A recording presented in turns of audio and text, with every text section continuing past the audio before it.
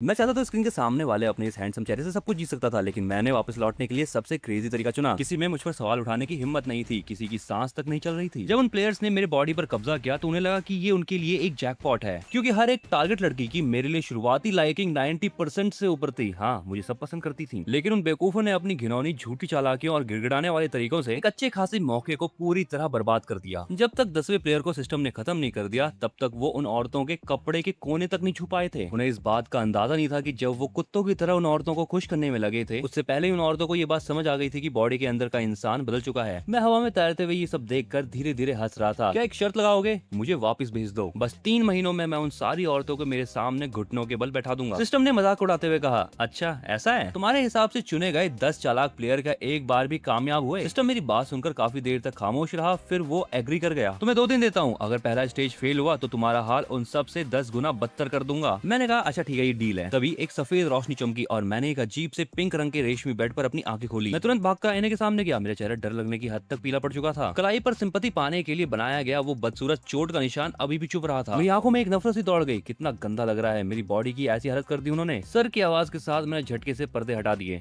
और तेज धूप ने पल भर में मेरे कमरे को रोशनी से भर दिया। अब वक्त आ गया है कि मैं अपना सब कुछ वापस लूं। तभी बटलर ने दरवाजा खोला और अंदर आया। वो बस बोलने ही वाला था, बड़े साहब, घर के मालिक ने आपको बुलाया है। मैंने बिना सोचे उस सस्ते कागज के तारों से भरी कांच की बोतल को एक झटके में जमीन पर गिरा दिया। कांच के टुकड़े और वो सस्ते कागज के तारे पूरे जमीन पर बिखर गए। सच कहूं तो वो कचरा था जिसे पिछले प्लेयर ने पूरे 1 महीने की मेहनत से तैयार किया था, ताकि वो उसे ले जाकर उस लड़की को खुश कर सके। मेरा तो उस पर देखने का भी मन नहीं था। मैं उन कागज के टुकड़ों को लात मारते हुए सीढ़ियों से नीचे उतरा। डाइनिंग रूम का माहौल ऐसा था कि किसी का भी दम घुट जाए। मेरे पापा फांग फू फाइनेंशियल रिपोर्ट देख रहे थे और उन्होंने अपना सिर तक नहीं उठाया। अपने इस बेटे से जो न सिर्फ रास्ते से भटक गया था, बल्कि पूरे शहर का मजाक बन चुका था, वो उससे पूरी तरह निराश हो चुके थे। तुम्हारी काली करतूतें पूरे शहर में फैल चुकी है। आज से मॉरिस एकेडमी जाने की जरूरत नहीं है। अब और खानदान की नाक मत कटवाओ। मैंने कुर्सी खींची और बैठ गया। मेरी आवाज उनकी आवाज से ज्यादा ठंडी और भारी थी।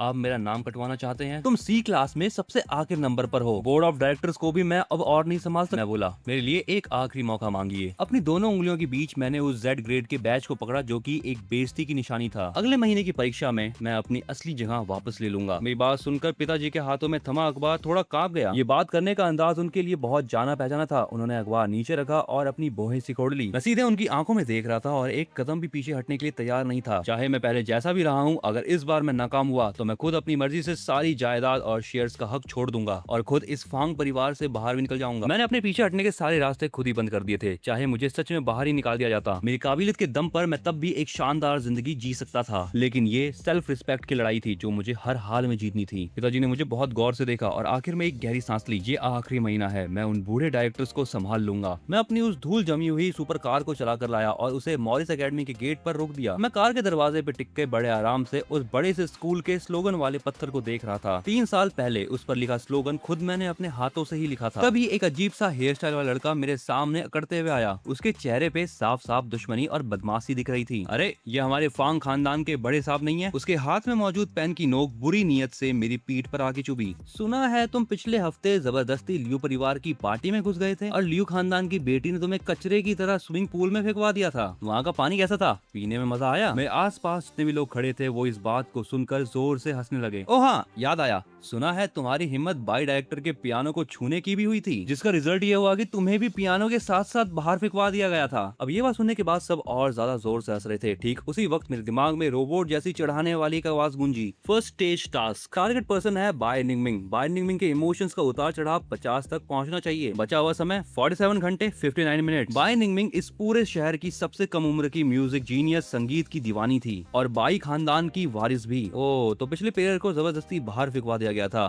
क्या यही वो प्लेयर थे जिसे तुमने टास्क के लिए चुना था? मैंने सार्केज़म मारते हुए सिस्टम से पूछा और सिस्टम का मजाक भी उड़ाया। सिस्टम ने सच में निकम्मों की फौज चुन रखी थी। सामने खड़ा वो लड़का और आसपास के लोग और तेजी से हंसने लगे। उस लड़के ने तो मेरा कॉलर पकड़ने के लिए हाथ भी आगे बढ़ा दिया। तुम बस एक ऐसे आवारा हो जिसे फांग परिवार ने छोड़ दिया है। लेकिन तभी थप्पड़ की एक जोरदार आवाज आसमान से गिरी बिजली की तरह गूंजी और पूरा शोर पल भर में सन्नाटे में बदल गया। वो लड़का अपना गाल पकड़े खड़ा था। उसकी आंखें फटी की फटी रह गई। उसका आधा चेहरा देखते ही देखते बुरी तरह लाल पड़ गया और सूज गया। छी, कितना गंदा है। मैंने नफरत से हाथ झाड़े, जैसे कि मैंने अभी अभी कोई मच्छर या मक्खी मारा हो। तुम्हारी इतनी हिम्मत कि तुमने मुझे मारा। वो लड़का गुस्से से चिल्लाते हुए मुझ पर झपटा। तुम्हें क्या लगता है कि तुम आज भी 3 साल पहले वाले फांग युआन हो? तुम अब सिर्फ एक कचरा हो। वो अजीब तरीके से हाथ पर मारते हुए मेरी शर्ट पकड़ने की कोशिश करने लगा। मैं बस जरा सा एक तरफ हटा। मैंने अपने आप को इतने अच्छे संभाला जैसे कि मैं कोई डांस कर रहा हूँ। उसका वार खाली गया और वो अपना बैलेंस को बैठा और वो वहीं सबके सामने मुंह के बल बेहद बुरी तरीके से गिर पड़ा। उसकी पैंट घिस के फट गई और उसकी जिप भी खुल गई। पूरी तरीके से धूल से सन गया था। आसपास खड़े लोगों ने हैरान होकर एक गहरी सांस ली। क्या ये सच में वही इंसान है जो दूसरों के तलवे चाटता था, जो किसी की भी हाथों की कठपुतली बन जाता था? क्या ये वही आवारा फांग युआन है? मैंने नीचे झुककर उस लड़के का कॉलर कस के पकड़ा और उसे सर उठाने पर मजबूर किया और मेरी आंखों में एक जानलेवा ठंडक थी। जो बात तुमने अभी कही, क्या उसे एक बार फिर दोहराने की हिम्मत है तुम में? ठीक उसी वक्त एक बेहद ठंडी और संभली हुई आवाज गूंजी, तुम सब अब हद में रहो। कुछ ही कदमों की दूरी पर बाय निंगमिंग अपनी ठंडी नजरों से मुझे घूर रही थी। सिस्टम का नोटिफिकेशन आया, टारगेट बाय निंगमिंग अब लॉक हो चुकी है। उसकी आपके लिए लाइकिंग वैल्यू अभी -70 है। उसकी लंबी और खूबसूरत उंगलियां एक फाइल के पन्ने पलट रही थी, जो कि मेरी हरकतों और सजाओं के लिए एक लंबा चौड़ा रिकॉर्ड था। मैं वहाँ से हटा नहीं, बल्कि मजे लेते हुए मैंने अपने दोनों हाथ बांध लिए और बेझिझक अपनी नजरों से उसे ऊपर से नीचे तक देखने लगा। बाय निंगमिंग को मेरा इस तरह सीधे घूरना अजीब लगा। उसकी भौहें थोड़ी और सिकुड़ गई। 13वीं बार स्कूल के डिसिप्लिन को तोड़ना, 5वीं बार मारपीट करना। फांग युआन, स्कूल के नियमों के मुताबिक स्टूडेंट काउंसिल के पास तुम्हें सस्पेंड करने का पूरा हक है। लेकिन मैं डरा नहीं, बल्कि एक कदम और आगे बढ़कर मैं उसके बिल्कुल करीब आ गया। मेरी उंगलियों ने उसकी यूनिफॉर्म के कॉलर को हल्के से छुआ और उस महंगे कपड़े के ऊपर से ही मैं उसी कॉलर बोन के पास उंगली से घेरा बनाने लगा। ये वही जगह थी जहाँ मैंने कभी उसकी कॉलर बोन पर अपने दांतों के निशान छोड़े थे। या हमारी प्रेसिडेंट इतनी ही कड़ी और नियमों की पक्की है? ये सुनते ही बाय निंगमिंग की आंखों में गुस्सा आ गया। वो मेरा हाथ झटकने ही वाली थी, लेकिन तभी मेरे शरीर से निकलने वाली वो बेहद मनमोहक खुशबू की नाक में समा गई। उसकी आंखों की पुतलियां एकदम से खुल गई, क्योंकि ये खुशबू सिर्फ असली फांग युआन की ही हुआ करती थी। आसपास तमाशा देख रही भीड़ के मुंह से अचानक हैरानी की चीख निकल पड़ी, जैसे कि उन्होंने दुनिया का कोई अजूबा देख लिया हो। बाय निंगमिंग तुरंत होश में आई। तभी उसे एहसास हुआ कि हम बहुत अजीब पोजीशन में थे और काफी ज्यादा करीब थे। उसने बेहद गुस्से और सख्ती में मेरी कलाई पकड़ ली और पूरी ताकत से मेरा हाथ पीछे मरोड़कर मुझे उस ठंडे स्लोगन वाले पत्थर पर टिका दिया। स्टूडेंट काउंसिल की वो बेहद संस्कारी और कड़क प्रेसिडेंट आज पूरे स्कूल के सामने इस निकम्मे और गिड़गिड़ाने वाले लड़के के साथ इस हालत में उलझी हुई थी। उस संगमरमर की ठंडक मेरी यूनिफॉर्म को चीरती हुई मेरी पीठ में चुभने लगी, जिससे मुझे भी थोड़ा गुस्सा आया। तो थोड़ी नीचे झुकी। उसकी गर्म सांसें और छुपा हुआ गुस्सा मेरे कानों के पास महसूस हो रहा था। उसकी आवाज इतनी धीमी थी कि सिर्फ हम दोनों ही सुन सकते थे।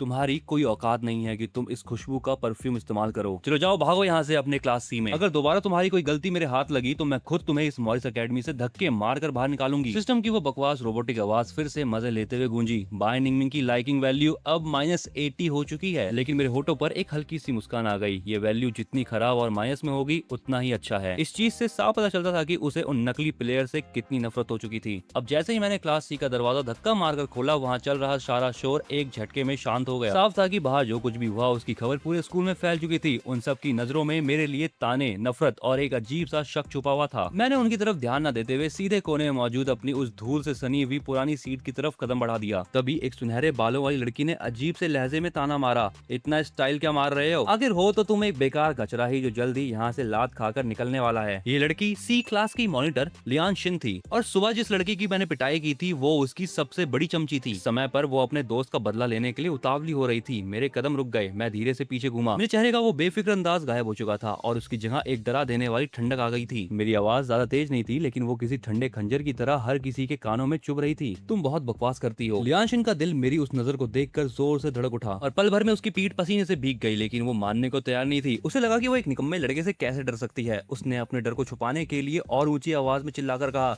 क्या मैंने कुछ गलत कहा? तुम पूरे दिन एक कुत्ते की तरह अमीर घर की लड़कियों के आगे पीछे पूंछ हिलाते रहते हो। दूसरों की नजरों में तुम्हारी औकात एक जोकर से ज्यादा नहीं है। हवा को चीरती हुई एक बेहद तेज और पैनी आवाज गूंजी और लियान शिन की चीखती हुई आवाज वहीं के वहीं टिक गई। उसके कुछ बाल कटते हुए जमीन पर गिरे। उसने कांपते हुए अपनी गर्दन घुमाकर देखा। एक फाउंटेन पेन उसके कान के पास मौजूद दीवार में गहराई तक धंसा हुआ था। वो दीवार के अंदर काफी अंदर तक जा चुका था और उसकी कनपट्टी से आधे इंच की दूरी पर था। पूरी क्लास में सन्नाटा छा गया, लेकिन मैं तब तक आराम से अपनी सीट पर बैठ चुका था और बेहद बेफिक्री से अपने हाथ में एक दूसरा पेन घुमा रहा था। मेरे होठों पर एक कमाल की मुस्कान थी। मैंने नजरें उठाई और धीरे से मुस्कुराते हुए कहा, माफ करना, हाथ फिसल गया था। पूरी क्लास के होश उड़ गए। लियान शिन का चेहरा पूरी तरह सफेद पड़ गया था। उसके पैर कांप रहे थे और उसके गले से एक अटकी हुई और दबी हुई आवाज निकली, कोई बात नहीं फांग। ठीक उसी वक्त क्लास का पीरियड शुरू होने का घंटा बज गया, जिसने एक तरीके से उस लड़की की जान बचा ली। ये पीरियड फाइनेंशियल इन्वेस्टमेंट का था और पोडियम पर इस फील्ड के सबसे बड़े और बुजुर्ग प्रोफेसर खड़े थे। प्रोफेसर ने टेबल थपथपाई और कहा, सब लोग अपना होमवर्क आगे बढ़ाओ। मैंने अपनी भौहें सिकोड़ी और धूल भरे बैग में से मुड़ा तोड़ा कागज का पन्ना निकाला। ये एक बेहद पेचीदा और मुश्किल इंटरनेशनल बिजनेस डील की एक एनालिसिस रिपोर्ट थी, लेकिन इसकी बैकग्राउंड काफी मजेदार थी। इस होमवर्क का संबंध शैंग परिवार से था। प्रोफेसर होमवर्क इकट्ठा करते हुए लगातार अपना सिर हिला रहे थे और निराश हो रहे थे। ये सी क्लास के लोग सिर्फ फालतू की आशिकी और शायरी जैसी चीजें लिखते हैं। ये सीधे सीधे फाइनेंस सब्जेक्ट की बेइज्जती है। By the way, homework student council की प्रेसिडेंट सांग सिंची के कहने भी दिया गया था ताकि शांग परिवार जो अफ्रीका में एक बड़ी डील करने जा रहा है उसमें कुछ मदद मिल सके। सांग सिंची गिने चुने उन जीनियस लोगों में से थी जिसे प्रोफेसर ने देखा था।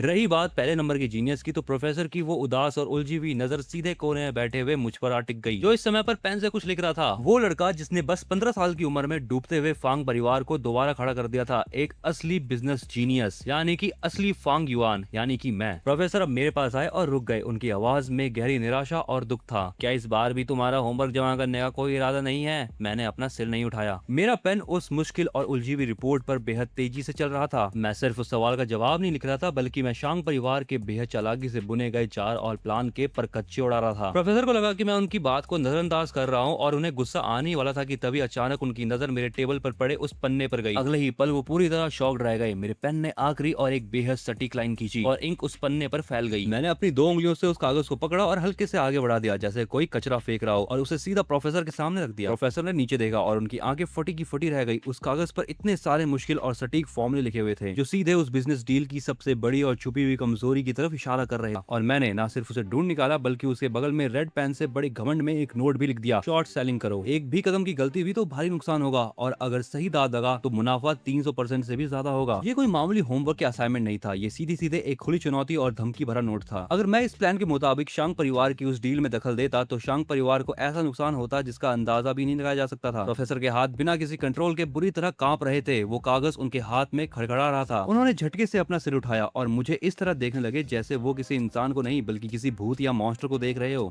तुम ये कैसे कर सकते हो? मैंने अपना हाथ अपने चिन के नीचे रखा, बेहद आलस से अपनी पलकें उठाई और उनकी तरफ देखते हुए बोला, क्यों? क्या प्रोफेसर साहब को लगता है कि मेरे इस जवाब में कोई गलती है? प्रोफेसर के चेहरे का रंग बार बार बदलते रहा। आखिरकार उन्होंने एक गहरी सांस ली और बेहद सावधानी से उस कागज को मोड़ा। ये रिपोर्ट मैं खुद प्रेसिडेंट शांग के हाथ में सौंपूंगा। प्रेसिडेंट शांग यानी शांग सिंची। ये सुनते ही पूरी क्लास में खलबली मच गई। वो जो सबसे ऊपर सबकी पहुंच से दूर स्टूडेंट काउंसिल के प्रेसिडेंट है और शांग परिवार के अगले वारिस शांग सिंची। उनकी बातें सुनकर मैं बस धीरे से मुस्कुराया, जैसी आपकी मर्जी। इसके बाद मैंने अपना सिर घुमाया और खिड़की के बाहर देखने लगा। मैंने बहुत धीमी आवाज में खुद से कहा, चलो अच्छा ही है, मैं भी स्टूडेंट काउंसिल के प्रेसिडेंट से मिलना चाहता हूँ। स्टूडेंट काउंसिल का ऑफिस, प्रेसिडेंट शांग। इसी क्लास से लेकर वाई क्लास की रिपोर्ट है। असिस्टेंट ने सावधानी से फाइलों का एक बड़ा सा ढेर टेबल पर रख दिया, लेकिन सांग सिंची ने अपना सिर तक नहीं उठाया। उसकी नजरें पूरी तरह सामने रखे फाइनेंशियल मॉडल पर टिकी थी। सी क्लास से वाई क्लास तक के लोग उसके लिए बस एक फालतू के शोर की तरह थे। वो खुद भी नहीं जानती थी क्यों उसके दिल के कोने में अजीब सी बेचैनी थी जो कि जाने का नाम नहीं ले रही थी। पर जब सारी रिपोर्ट उसके सामने थी तो उसे लगा कि वो जरूरत से ज्यादा सोच रही है। थोड़ी देर बाद असिस्टेंट ने उसे बताया कि आज फिर से बाइनिंग ने एक पियानो को तोड़ दिया। असिस्टेंट ने बहुत डरते हुए ये बात कही, अच्छा उसका बिल उसे दे दो और उसे कहो कि उस पियानो की पूरी कीमत स्टूडेंट काउंसिल के अकाउंट में ट्रांसफर कर दे।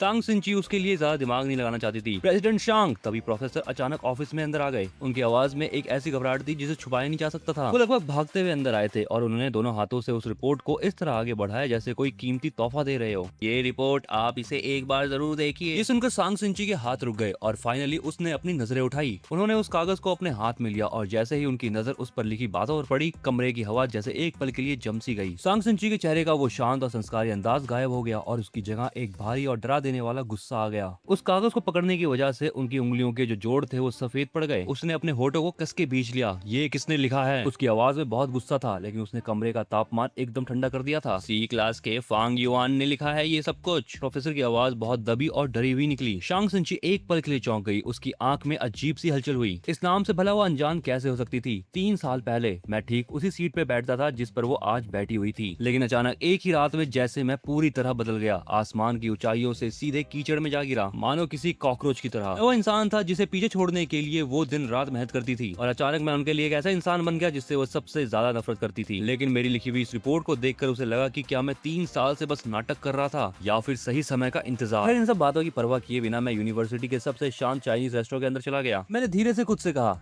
यहाँ का माहौल बिल्कुल शांत है, जैसा मुझे चाहिए था ठीक वैसा है। मैं विंडो के किनारे वाले एक सीट पे जाके बैठ गया। खिड़की से आती हुई धूप मेरे चेहरे पे एक कमाल की चमक बिखेर रही थी। मैंने आराम से हल्का फुल्का खाना ऑर्डर कर दिया, एक हाथ से अपनी चिन को सहारा दिया और बेफिक्री से खिड़की के बाहर बने गार्डन को देखने लगा। लियू साहिबा, तभी एक लड़के की अजीब सी मीठी आवाज गूंजी जिसने वहाँ का सन्नाटा तोड़ दिया। ये सुनकर मैंने अपनी नजरें थोड़ी सी घुमाई। मुझसे कुछ ही दूरी पर लियू रुआन बैठी थी। वो लियू परिवार की वो वारिस थी जिसने मुझे कभी स्विमिंग पूल में फिकवाया था। वो यहाँ पर एक लड़के के साथ आके बैठ रही थी। लियू साहिबा, क्या आज रात आप मेरे साथ वक्त बिताएंगी? उस लड़की की आवाज में एक अजीब सा खिंचाव और चापलूसी थी। लियू रुआन के होठों पर एक बेफिक्र और ठंडी मुस्कान थी। उसने बस ऊपर ऊपर से उस लड़के की पीठ थपथपाई। बात मारो, मुझे कुछ काम है। वो लड़का थोड़ा सा चिढ़ गया और जिद करते हुए बोला, लियू साहिबा, आप हमेशा ऐसा ही करती हैं, है ना? क्या आपके दिल में मेरे सिवा कोई और है? उसने अपनी बातों ही बातों में इशारा करते हुए खिड़की के पास बैठे मेरे उस शांत और बेफिक्र अंदाज की तरफ देखा। मैं सुना है कि फांग खानदान के बड़े साहब का बर्ताव आज कुछ बदला है और उनके तौर तरीके काफी खतरनाक हो गए हैं। कहीं ये सब फिर से आपका ध्यान खींचने के लिए तो नहीं? या हो सकता है कि उसका कोई नाटक हो? लियू रुआन ने आखिरकार अपनी झुकी हुई नजरें धीरे से उठाई और उस लड़के के देखने की दिशा में खिड़की के पास बैठी मेरी उस शख्सियत को अपनी नजरों में कैद कर लिया। सूरज की रोशनी मेरे चेहरे को चमका रही थी। मेरी पलकें झुकी हुई थी, जैसा मेरा इस दुनिया से कोई लेना देना ही ना हो। मेरी आंखों में ना तो कोई दीवानगी थी और ना ही कोई चापलूसी। उसमें बस एक एटीट्यूड था जो कि सामने वाले को चुभ रहा था। लियू रुआन ने एक हल्की सी हंसी निकाली जिसमें साफ साफ नफरत और मजाक उड़ाने का अंदाज था। वो उसकी नजरें मेरी तरफ टिक गई, जैसे कोई शिकारी अपने शिकार की कीमत लगा रहा हो। उसकी इतनी औकात? उसकी आवाज ज्यादा ऊंची नहीं थी, लेकिन उस शांत रेस्टोरेंट में सबको साफ साफ सुनाई दे रहा था। आसपास बैठे और भी लोग अब मेरी तरफ ही देखने लगे थे। उस जैसे इंसान की तरफ अगर मैं एक नजर भी देख लूं तो मुझे घिन आती है। तब जाकर मैंने बहुत धीरे से अपना सिर उसकी तरफ घुमाया। मेरे चेहरे पर इस बेइज्जती का ना तो कोई गुस्सा था और ना ही कोई शर्मिंदगी, बल्कि मैं तो और आराम से अपनी कुर्सी पर टिक के बैठ गया था। मेरी उन ठंडी और बेफिक्र आंखों में एक अजीब सा परखने का अंदाज था। मैंने बिना किसी जल्दबाजी के ऊपर से नीचे तक लियू रुआन को सर से लेकर पैरों तक बहुत गौर से देखा। मेरी वो नजर ऐसी थी जैसे मैं किसी बेहद घटिया और रद्दी चीज की कीमत आंक रहा हूँ। मैंने अपने होठ खोले और बस एक शब्द कहा,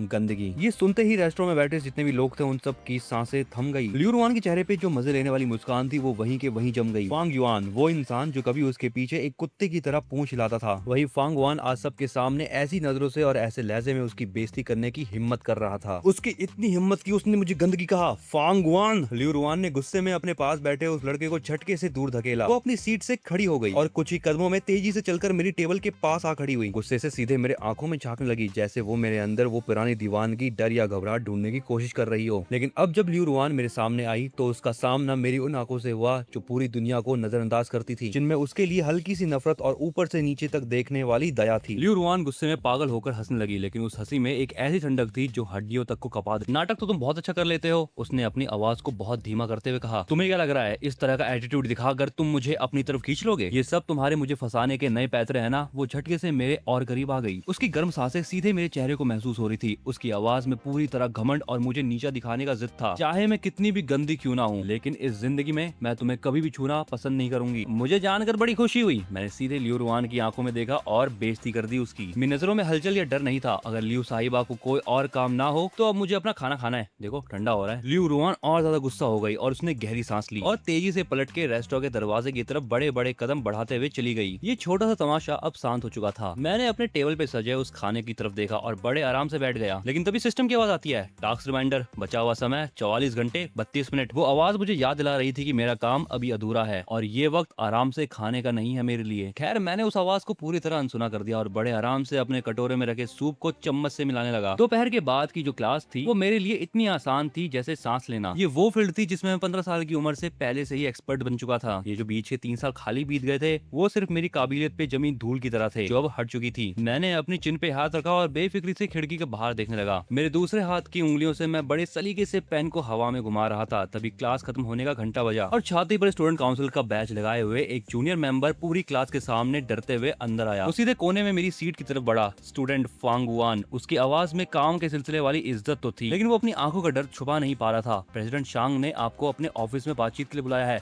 मैंने बहुत धीरे से अपनी नजरें उठाई और आने वाले लड़के को बस एक नजर से देखा। मेरी आवाज बहुत शांत थी। जाकर शांग से इन चीजें कह दो, अगर वो मुझसे मिलना चाहती जल्दी है तो खुद चल के यहाँ आए। ये सुनते ही पूरी क्लास सी में सन्नाटा पसर गया। बस आधे ही दिन के अंदर मैंने अपने एटीट्यूड से सबकी ऐसी की तैसी कर रखी थी। अब किसी में मुझ पर सवाल उठाने की हिम्मत नहीं थी, किसी की सांस तक नहीं चल रही थी। शाम के वक्त मैं स्कूल के गेट पर खड़ी अपनी उस सिंपल सी गाड़ी की तरफ बढ़ा। कार के पास फांग परिवार के सबसे पुराने और खास मैनेजर चेन खड़े थे। उन्होंने आगे बढ़कर मुझे एक साफ तौलिया दिया। छोटे साहब अपने हाथ साफ कर लीजिए, मालिक और छोटी साहिबा फांग श्याओ दोनों ही मेन विला में आपका इंतजार कर रहे हैं। फांग श्याओ ये नाम मैनेजर चेन ने बहुत साफ साफ और दबा कर लिया था। सुनते ही मेरी उंगलियों की हलचल एक पल के लिए रुकी, जिसे कोई देख भी नहीं सकता था। मैंने बहुत धीरे से खुद को कहा, फांग श्याओ, वही जो मॉरिस एकेडमी की सबसे होनहार स्टूडेंट रह चुकी है। इन 3 सालों में जब मैं यहाँ नहीं था, वो धीरे धीरे मेरी जगह लेने वाली मेरी दूर की चचेरी बहन है। अब कार फांग परिवार के उस आलीशान और बड़े विला के गेट के अंदर आ गई। पूरा हॉल रोशनी से जगमगा रहा था, लेकिन वहाँ का माहौल बहुत भारी और तनाव से भरा था। पिताजी फांग फू सोफे पर बैठे थे, बोहें बुरी तरह सिगड़ी हुई थी। खानदान के कई बड़े डायरेक्टर्स दोनों तरफ की सीटों पर बैठे थे और उनकी नजरों में मेरे लिए बस शक था। लेकिन जो मेरा ध्यान सबसे ज्यादा खींच रही थी वो थी पिताजी के बगल में खड़ी लड़की फांग श्याओ। वो काफी लंबी थी और उसने बहुत सुंदर सी ग्रे रंग की एक फॉर्मल ड्रेस पहन रखी थी, जो कि उसकी पर्सनैलिटी को बहुत ज्यादा निखार रही थी। इस समय उसकी नजर बिना किसी हलचल के मेरी तरफ टिक गई। आ गए तुम। पिताजी की भारी आवाज ने उस चुभने वाले सन्नाटे को तोड़ा। उनकी आवाज में थकावट और एक अजीब सा शक साफ महसूस हो रहा था। इस पूरे माहौल को देखकर मेरे होठों पर एक हल्की सी मुस्कान आ गई। मैंने बड़े आराम से हॉल में बैठे सभी लोगों को देखा और आखिर में अपनी नजरें फांग श्याओ के उस खूबसूरत लेकिन बर्फ जैसे ठंडे चेहरे पर टिका दी। क्या आप सब मेरा इंतजार कर रहे थे? फांग श्याओ ने अपना चश्मा ठीक किया। बोर्ड ऑफ डायरेक्टर्स के फैसले के मुताबिक पिताजी ने बहुत भारी आवाज में कहना शुरू किया,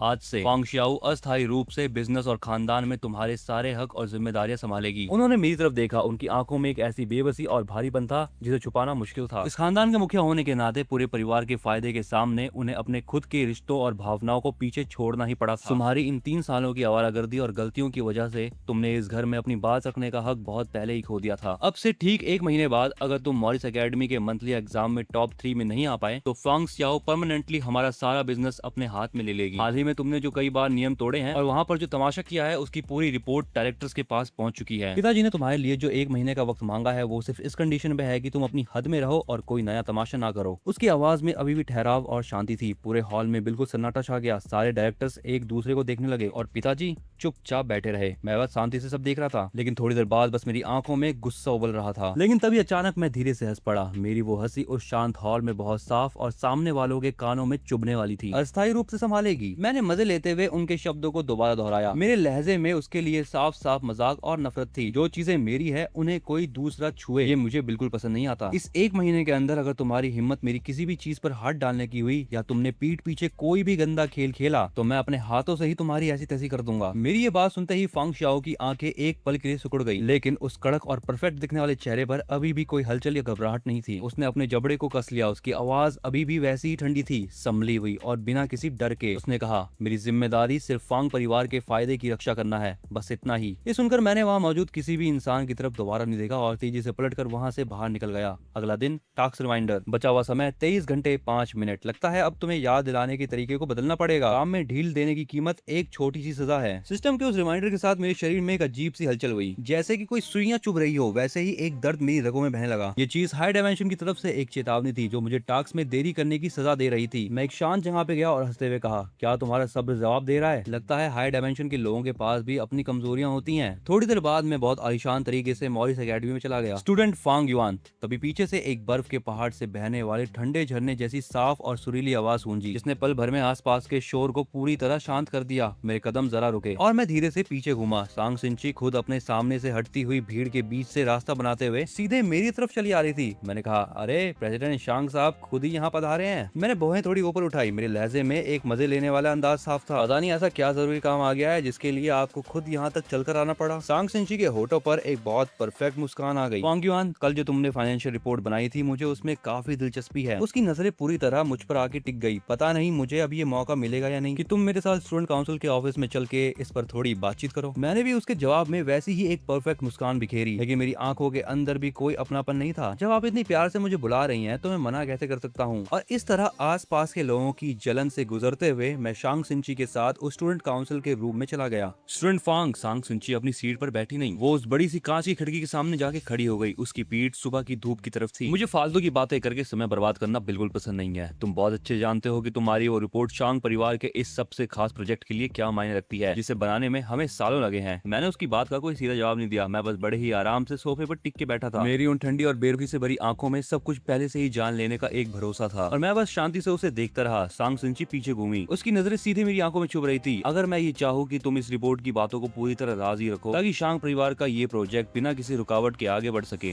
अगर तुम थोड़ा रुक जाते हो तो मैं तुम्हारी कोई भी शर्त मानने को तैयार हूँ। ये एक सौदा है। उसका ये अंदाज ये बता रहा था कि उसे माहौल को अपने कंट्रोल में रखने का कितना भरोसा है। प्रेसिडेंट साहब का वादा सुनने में तो ये सौदा बहुत महंगा लगता है। आखिरकार मैंने अपने होठ हिला ही दिए और बड़े ही एटीट्यूड में आकर बोला, ये सौदा इतना महंगा है कि शांग परिवार की उस पूरी मेहनत और इतने बड़े प्लान की बराबरी कर सके जिसे आप हर हाल में पाना चाहते हो। मैंने अपनी बातों को थोड़ा खींचते हुए कहा और मेरी नजर सांग सिंची के उस परफेक्ट लेकिन ठंडे चेहरे पे टिक गई, जैसे मैं किसी सामान या प्रोडक्ट की कीमत लगा रहा हूँ। सांग सिंची की भुएं एक पल के लिए अंदर ही अंदर सिकुड़ गई। उसकी ग्रे आंखों की गहराई में एक ठंडी और पैनी चमक दौड़ गई। इसकी हिम्मत तो देखो, ये सीधे आसमान छूने वाली बात कर रहा है। उसने मनी मन सोचकर मेरा मजाक उड़ाया और वो हिसाब लगाने लगी कि आखिर मैं क्या कीमत मांग सकता हूँ और जरूरत पड़ने पर क्या कड़े कदम उठाने पड़ेंगे। लेकिन मैंने अपनी बात का रुख एकदम से बदला। इस राज को मैं सच में तुम्हारे लिए पूरी तरह अपने सीने में दफना दूंगा। सांग सिंची की नजरें थोड़ी सीरियस हुई। तुम्हें क्या चाहिए? उसकी आवाज अभी भी वैसी संभली हुई थी, लेकिन कमरे के अंदर का माहौल और ज्यादा भारी हो गया था। मैंने मुस्कुराते हुए कहा, मैं तुम्हारे साथ एक शर्त लगाना चाहता हूँ और शर्त ये होगी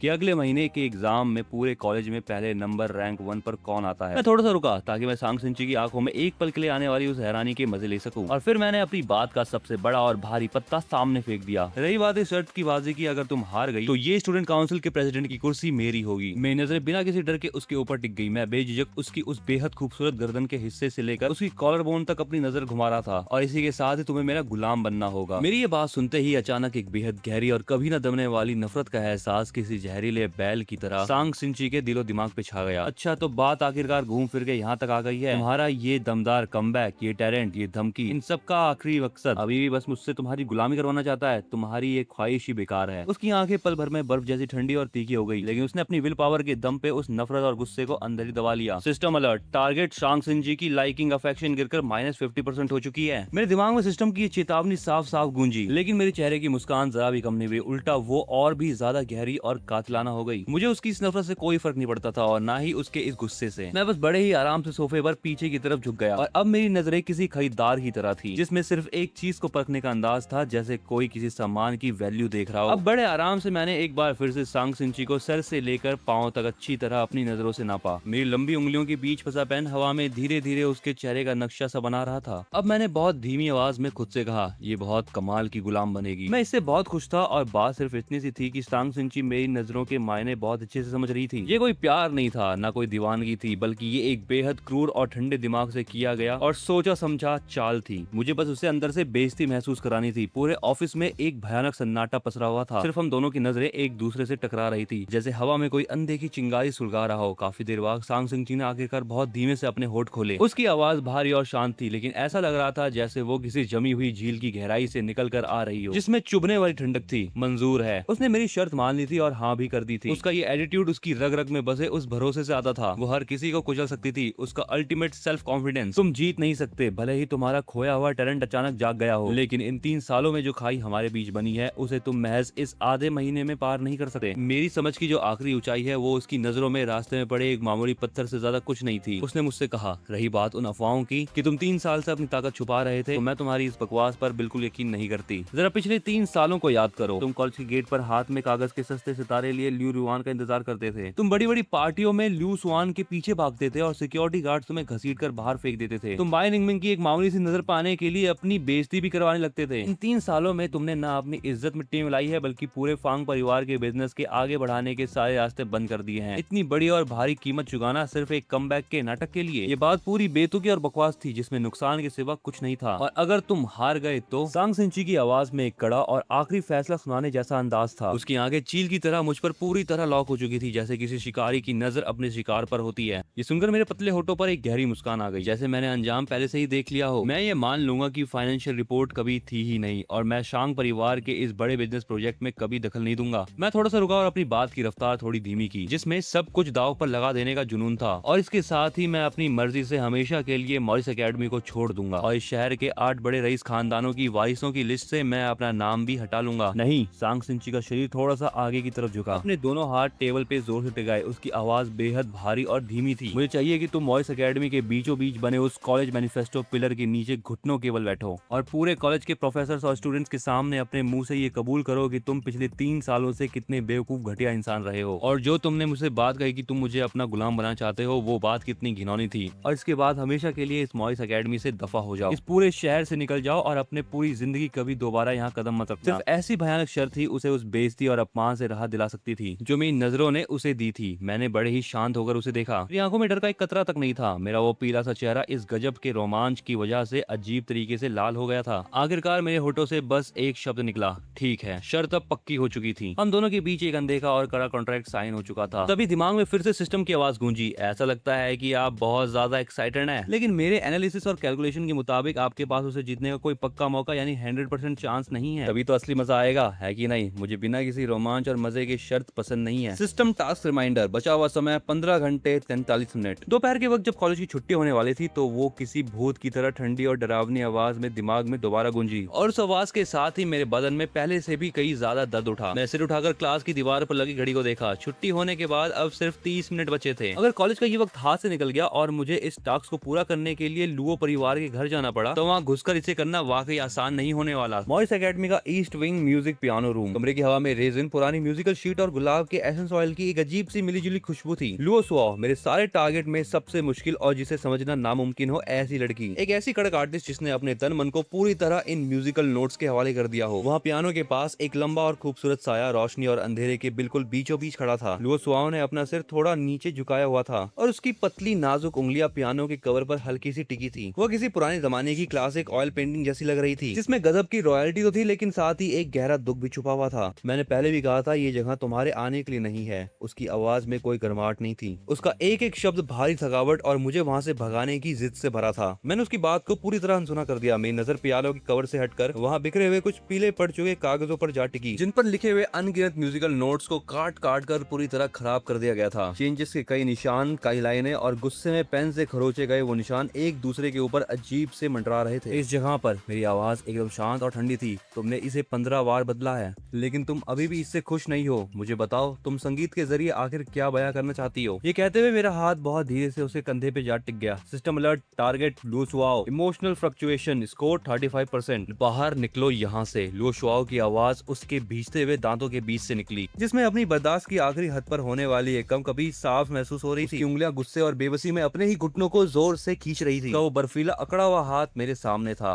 म्यूजिक कभी झूठ नहीं बोलता लुओ सुआओ। मेरी आवाज किसी लवर की फुसफुसाहट की तरह बेहद धीमी और मीठी थी, जिसमें उसकी रूह के पार देख लेने का एक जादू था। चलो मुझे अंदाजा लगाने दो कि तुम्हारी इस धुन के अंदर आखिरकार क्या बह रहा है। मेरी उंगलियां उसकी कांपती हुई कलाई के पल्स पर जाके रुक गई, जहां मैं उसकी बेकाबू और बुरी तरह भागती हुई धड़कनों को महसूस कर सकता था। ये एक डर है। मेरी आवाज बहुत हल्की थी लेकिन उसके कानों पर किसी भारी हथौड़े की तरह लगी। ये गुस्सा और पागलपन है। मेरी उंगलियों ने उसकी नब्ज पर दबाव थोड़ा और बढ़ा दिया। यह हड्डियों तक में बसी हुई एक गहरी नफरत है। इन आखिरी दो शब्दों को मैंने बिल्कुल उसके बर्फीले कान के पास जाकर अपनी सांसों को छोड़ते हुए कहा। लुओ सुआओ का पूरा बदन इस बात को सुनते ही पूरी तरह कांप उठा। उसने झटके से अपने हाथ को पीछे खींचना चाहा, लेकिन मेरी उंगलियों ने, जो कि ऊपर से देखने में बहुत नरम लग रही थी लेकिन अंदर से बहुत मजबूत थी, उसकी नब्ज को अपनी जगह पर जोर से जकड़ रखा था। नहीं, ऐसा बिल्कुल नहीं है। उसने अपनी फटी और भारी आवाज में इस बात को झुठलाने की कोशिश की। उसकी आवाज पूरी तरह टूट चुकी थी और वो अपनी आखिरी उम्मीद के खोने की एक दर्द भरी चीख जैसी लग रही थी। तुम इस पियानो से नफरत करती हो, तुम इस कमबख्त म्यूजिकल नोट से नफरत करती हो और तुम दुनिया की नजरों में बनी उस महान और चमचमाते हुई म्यूजिक जीनियस लुओ सुआओ से भी उतनी ही नफरत करती हो। मेरी नजरें उसकी कांपती हुई बीट के पार देख रही थी, क्योंकि मेरी आवाज अचानक से बेहद साफ और कड़क हो गई, जिसमें सब कुछ खत्म कर देने वाली एक क्रूरता थी। तुम्हारी माँ, वही जिन्हें इस सदी का सबसे महान पियानिस्ट कहा जाता है, उनकी वजह से ही तुमने इस संगीत की दुनिया में अपना कदम रखा था और उन्हीं के नाम के बदौलत तुम्हारे सिर पर ये जीनियस की बेटी का ताज सजाया गया था। मेरी उंगलियों के नीचे उसकी नब्ज एक पल के लिए बिल्कुल थम सी गई और अगले ही पल वो पहले से भी कई ज्यादा पागलों की तरह भागने लगी। लेकिन उन्हीं की वजह से तुम इस पियानो से मिलने वाली हर एक बेड़ी और उसकी परछाई से उतनी ही नफरत भी करने लगी। इसीलिए तुम इसे अपनी पूरी जिंदगी में कभी पूरा नहीं कर पाओगी। मेरी नजरें दोबारा से उस महंगे पियानो पर बिखरे हुए कागजों के मलबे पे जा टिकी और मेरी आवाज में तरस से भरा हुआ एक गहरा मजाक था। इस धुन को जिसे तुमने उनकी आत्मा के लिए बनाना शुरू किया था, मेरी बात पूरी हो पाती कि उसने मुझे चुप रहने के लिए कह दिया। सिस्टम अलर्ट, टारगेट लुओ सुआओ का इमोशनल फ्लक्चुएशन अपने पीक पर पहुंच चुका है। 85%। टास्क पूरा हुआ। लुओ सुआओ की दर्द भरी चीख और दिमाग में बजने वाले सिस्टम की वो रोबोटिक आवाज एक साथ गूंजी। तो आखिरकार मेरा अंदाजा सही निकला। ये गहरा दर्द और तड़प भी तो दिलो दिमाग की एक बहुत बड़ी हलचल ही है। मैंने नीचे बैठी हुई लुओ सुआओ की तरफ देखा। मेरी आंखों में अभी भी वही ऊपर से नीचे देखने वाला बेरुखा और ठंडा अंदाज था। मेरा हाथ आगे बढ़ा और मैंने पियानो के कवर पर रखी उन म्यूजिकल शीट को एक झटके में अपने हाथ में दबोच लिया। नहीं, लुओ सुआओ की आंखों की पुतलियां पल भर में फैल गई, क्योंकि वो कागज का टुकड़ा ही उसकी जिंदगी की आखिरी उम्मीद था, जिसके सहारे सहारे वो खुद को इस नर्क से आजाद करने की कोशिश कर रही थी। मैंने उस कागज को फाड़ दिया जिसमें उसकी बेबसी और खुद को बचाने की वो आखिरी धुंधली सी उम्मीद लिखी थी। वो सब कुछ मेरे हाथों के एक ही झटके में हवा में तैरते हुए अनगिनत छोटे टुकड़ों में बिखर गया। कागज के वो फटे हुए टुकड़े हवा में लहराते हुए उस चमकते हुए पियानो के कवर पर गिरने लगे और वहाँ बिछे महंगे कारपेट पर भी बिखर गए। समय जैसे इस एक पल के लिए पूरी तरह थम सा गया था। चारों तरफ सन्नाटा था। लुओ सुआओ का मुंह पूरी तरह खुला खुला रह गया, लेकिन उसके गले से अब एक भी लफ्ज नहीं निकल पा रहा था। लुओ सुआओ की नजरें पूरी तरह मेरी उंगलियों के बीच फंसे उस आखिरी फटे हुए टुकड़े पर टिक गई जिस पर अनगिनत बार काटा गया वो म्यूजिकल सिंबल बना था। वो टुकड़े किसी मरती हुई बेबस पतंग की तरह उसे सूने नजरों से देख रहा था। अब बताओ, मेरी आवाज बर्फ की तरह ठंडी थी। क्या तुम्हारा दिल नहीं कर रहा कि तुम मेरे टुकड़े टुकड़े कर दो ताकि तुम अपनी इस म्यूजिक शीट का बदला ले सको? दफा हो जाओ। लुओ सुआओ के भींचे हुए दांतों के बीच से एक फटी हुई आवाज निकली। अगर मैं एक कदम और आगे बढ़ता तो मुझे पता था कि वो मेरी ऐसी तैसी जरूर कर देती। मैंने अपनी नजरें नीचे की, उंगलियों पर लगे कागज के बारीक टुकड़ों को बेफिक्री से झाड़ा और लुओ सुआओ के पास से गुजरता हुआ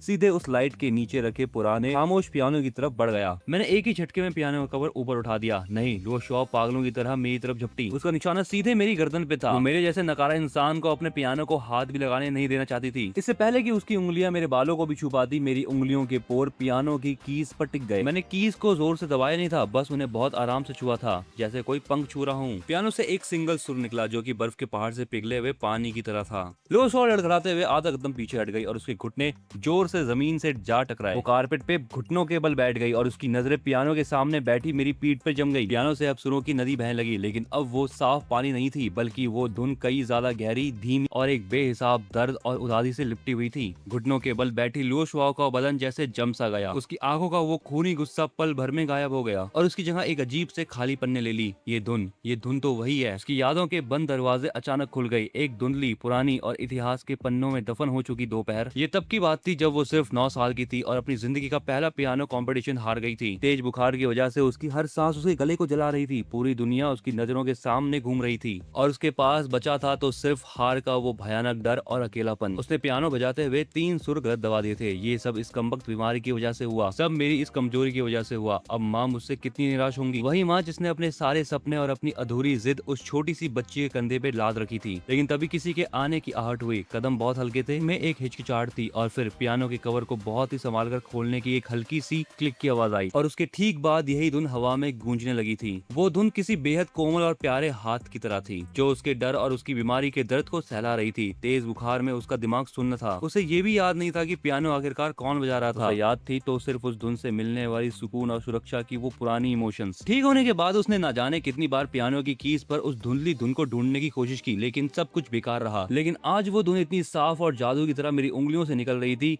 ये जो धुन है, मेरी आवाज शांत थी। ये तुम्हारी माँ ने उस आखिरी शर्त से ठीक पहले लिखी थी जब से उसने होश संभाला था। उसकी माँ इस पूरे महाद्वीप की सबसे चमकती हुई सितारा थी, लेकिन जब वो बस 7 साल की थी तो उसकी माँ एक बहुत बड़ा चैलेंज हार गई और उस चैलेंज को हारने के बाद उसने संगीत की दुनिया को अलविदा कह दिया। और उसी के बाद से उसकी माँ पत्थर दिल और सनकी हो गई और उन्होंने अपने सारे अधूरे सपनों को एक भारी बेड़ी बनाकर उस मासूम बच्ची के कंधों पर लाद दिया। दिन गुजरते गए, साल बीतते गए। वो पियानो उसके लिए एक टॉर्चर टूल बन गया था। उसका टैलेंट उसके लिए एक श्राप बन गया था। वो तो बस अपनी माँ के सपनों को पूरा करने वाली एक मशीन बनकर रह गई। इसका मतलब ये था कि उसकी माँ ने कभी भी उसे असली रूप से प्यार भी नहीं किया था, जो हार सकती थी, जो बीमार हो सकती थी और जो डर भी सकती थी। लुओ सुआओ के सब्र का बांध टूटा और उसकी आंखों से आंसू बह निकले। आंसुओं की बड़ी बड़ी बूंदें जमीन पर गिरने लगी और पल भर में उसके नीचे बिछा वो महंगा सा कारपेट भी भीग गया। सिस्टम अलर्ट, टारगेट लुओ सुआओ का इमोशनल फ्लक्चुएशन स्कोर 97%। ये देखकर मैं बिना कुछ कहे चुपचाप मुड़ा और कमरे से बाहर जाने लगा। रुको, पीछे से लुओ सुआओ की कांपती हुई आवाज आई। मैं बिना रुके चलता रहा और मैंने पीछे मुड़ के नहीं देखा। मुझे उम्मीद है कि तुम मुझे वो धुन जरूर सुनाओगी। मेरा लहजा बिल्कुल सीधा था और उसमें कोई इमोशन नहीं था, लेकिन उसमें एक ऐसा अंदाज था जिसे टाला नहीं जा सकता था। वो धुन जिसे तुम खुद अपनी मर्जी से बनाओगी, तुम्हारी अपनी असली धुन। टास्क काफी अच्छे से पूरा हुआ, तारीफ के लिए शुक्रिया। होठों पे मुस्कान आ गई, लेकिन मेरी आंखों में कोई खुशी या हंसी नहीं थी। मैंने बहुत धीमी आवाज में खुद से कहा, इस तरह सिस्टम द्वारा अपनी गर्दन पर तलवार लटकते महसूस करना वाकई बहुत बकवास एहसास है। इस टास्क के इनाम के तौर पर आप मुझसे कोई भी एक मदद मांग सकते हैं, जैसे कि आपके आने वाले मंथली एग्जाम में चीटिंग कराना। सिस्टम की वो रोबोटिक आवाज बिल्कुल स्पष्ट थी, लेकिन उसके शब्दों के पीछे जो साफ साफ सार्केज्म छुपा था वो सीधे मेरे दिमाग पे जाके लग गया। इसकी कोई जरूरत नहीं है। मेरी होठों की मुस्कान और गहरी हो गई और मेरी आंखों की गहराई में सब कुछ कुचल देने वाला एक बेरुखा आत्मविश्वास था। लेकिन एक चीज में मुझे तुम्हारी मदद जरूर चाहिए। मेरी कलाई पर बने इस भद्दे निशान को हमेशा के लिए मिटा दो। मैंने अपनी कलाई ऊपर उठाई और अपने बाएं हाथ की उंगली से दाएं हाथ के उस जख्म को धीरे से छुआ। वो निशान जिसे मिटाने के लिए न जाने कितनी महंगी दवाइयों का इस्तेमाल किया गया था, अब काफी धुंधला पड़ चुका था। मुझे ये निशान आंखों में चुभता था। दूसरे प्लेयर्स की वजह से मेरे शरीर पे जो निशान पड़े थे मैं उसको एक एक करके मिटा देना चाहता था। तभी मेरी कलाई पर एक हल्की सी गर्माहट महसूस हुई और वो कांटों जैसा दिखने वाला स्कार धीरे धीरे हवा में गायब हो गया। Student council office. सांग सिंची अपनी बड़ी सी ऑफिशियल टेबल के पीछे बड़ी रौब से बैठी थी और वो अपनी उंगलियों को बिना सोचे समझे टेबल पे थपथपा रही थी। वो टक टक की आवाज साफ बता रही थी कि उसका दिमाग अंदर से उतना शांत नहीं है जितना वो ऊपर से दिखा रही थी। तभी वो बोली,